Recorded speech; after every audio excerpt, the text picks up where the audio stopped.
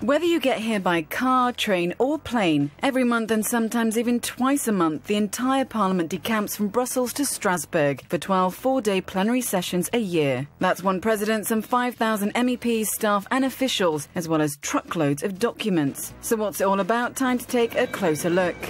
It's a tale of two cities enshrined into EU law.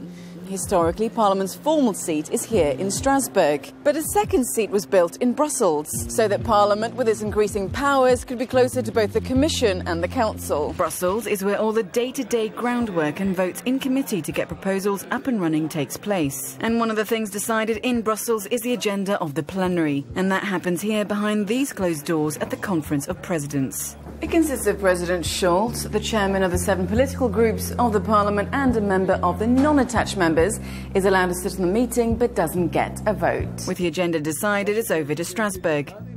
The plenary session is anything but a walk in the park. The agenda is packed with visits of heads of state, discussing breaking news stories and where the award ceremonies for the Lux and Sakharov Prize take place. But its main function is to serve as the arena for the big decisions, to adopt, delay or kill off legislation.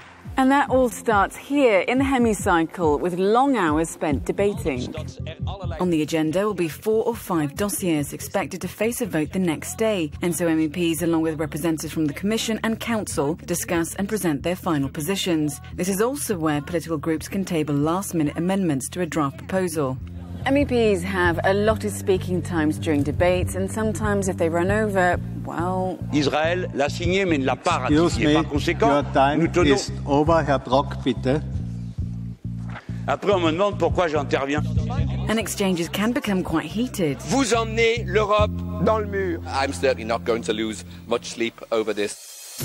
Over to the next day when those same dossiers are put to a full plenary vote. So, Claude, can you take us through the whole process? It's a bit of a marathon, isn't it?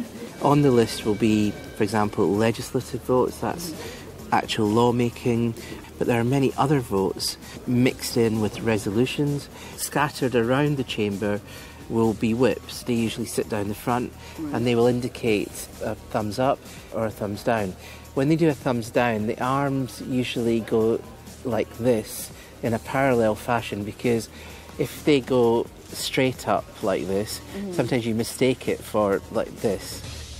And don't forget, the Parliament is open to the public, and as you can see, there's lots of people everywhere.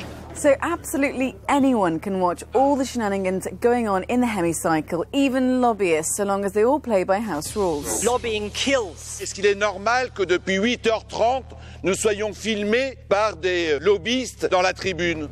With the plenary over, it's now time to leave Strasbourg. But don't forget, there are also many plenaries back in Brussels. But that's another story.